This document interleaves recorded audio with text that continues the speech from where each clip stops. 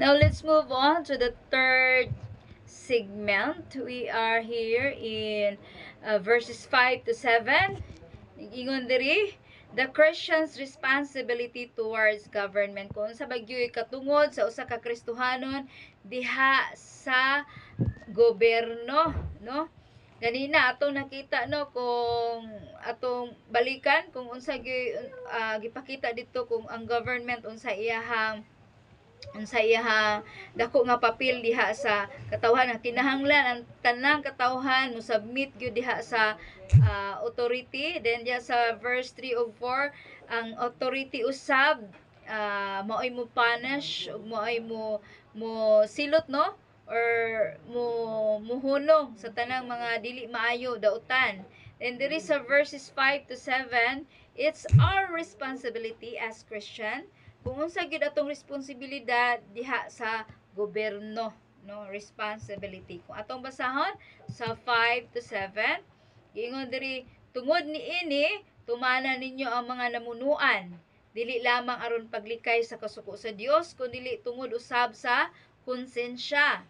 Verse 6, mao kini ang hinungdan nga magbayad kamo og mga buhis kay nag-alagad sa Dios ang mga punuan sa pagtuman nila sa ilang mga katungdanan. Verse 7, busa bayad kamo sa mga buhis nga gipangayo gikan kaninyo og ipakita ang inyong pagtahod o pagpasidungog kanilang tanan. Yes, hallelujah. Therefore, you must be subject. Kitang tanan subject. Ikaw gyud ay dako kaayo nga katungod, no? We must be subject to government not only because we fear punishment, dili lang kay tungod nga mahadlok ta nga kita masilutan, but because we know kabaluta nga it is right before God to do so. Nga ang pagbuhat niini mao nay sakto nga angayan atong buhaton diha sa atubangan sa Ginoo. Giingon usab diri for conscience sake alang sa ato ang konsensya, no? Christian obedience to the state is never blind.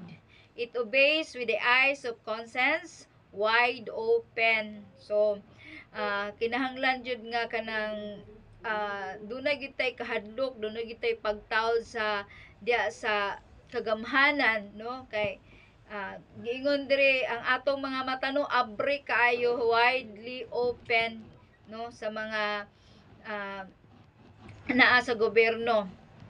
You also pay taxes like that, no? Render therefore to all their due. Kung sa imuhang due kani kung mao ni imong bayronon, imuhang tax nga kinahanglan bayran, kinahanglan nga ato yung bayaran. We are also to pay the taxes due from us, no? Because there is a sense in which we support God's work when we do so.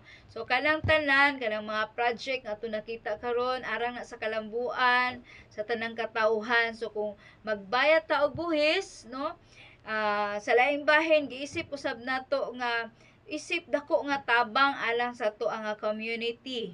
No, kanang mga tulay diha dako kay tang nahatag ni ana nabina katong naa sa gobyerno, dagko kay kaltas, no, dagko kay tax, no. Atong last November and December duha gi-increase akong tax atong tungura, no. So we are also to pay the taxes. That's it. So diya sa Romans chapter 13 verse 6 kaganina kung atong basahon ingon diri mao kini ang hinungdan nga magbayad kamog mga buhis kay nag-alagad sa Dios ang mga punuan sa pagtuman nila sa ilang mga katungdanan. Hallelujah. So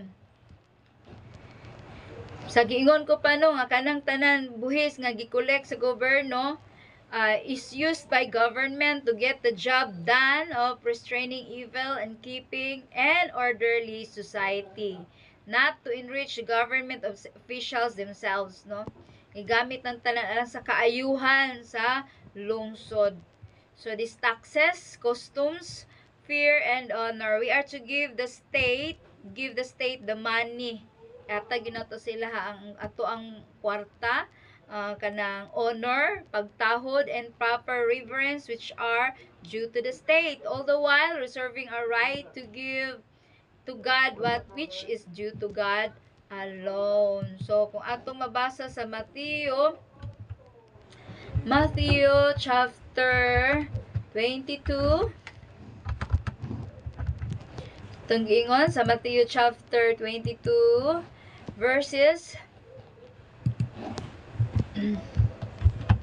21. Unsay giingon diri?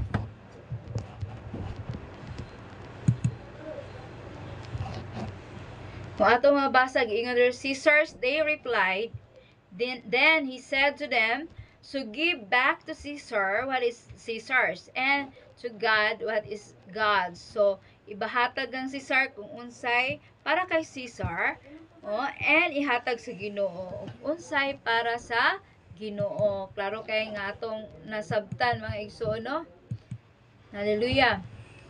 So, in light of this, is rebellion against government ever justified? So, if a citizen has a choice between two governments, it is right to choose and to promote the one that is most legitimate in God's eyes. So, kung ikaw papilion, no, kung between sa duha ka pang gobyerno, imo gitong pilion to nagbuhat o imo gitong pilion katong nagpromote og maayo, no, alang sa kaayuhan, no, sa mata sa Ginoo, no, the one which will best fulfill God's purpose for government. So kung ta election na, syempre imo gitong pilion tong tao nga nakita nimo nga honest, nakita nimo nga masaligan, nakita nimo nga mahadlokon diha sa Ginoo. So therefore, in a democracy, we understand that there is a sense in which we are the government and should not hesitate to help govern our democracy through our participation in the democratic process. So, we are blessed kay we are in this democratic country kung makapili jud ta kung kinsay angayan nato nga himuon nga pangulo. Hallelujah.